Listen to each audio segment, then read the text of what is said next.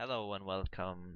My name is Profskit and I'm going to be guiding you through this guide today of how to hunt Glooth Bandits. We are going to be hunting the E-spawn, and it's only going to be the E-spawn in this guide, which is the biggest spawn and in my eyes the most complete spawn, which you don't have to sit and wait for respawn to be hunting at higher level. There's also a west and south spawn, but they are much smaller and for a bit lower levels.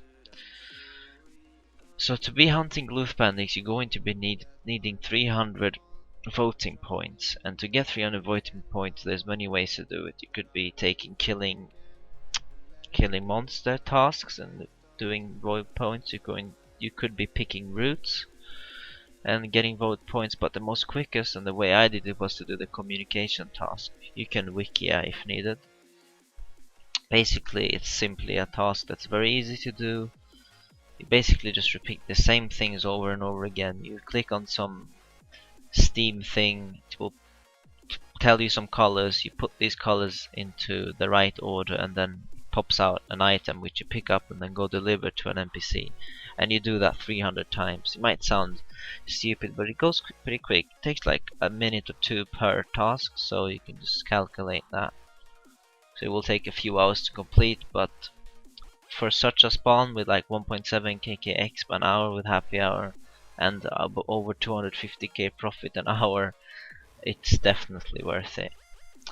So I'm going to be displaying this hunting with my ED, but if you're an MS, you would be doing better since you have the Flam UE and they're weak to it. But Frigo UE, they're 10% strong to it, but it's not much of a difference. It's not like it will change if you can hunt here or not.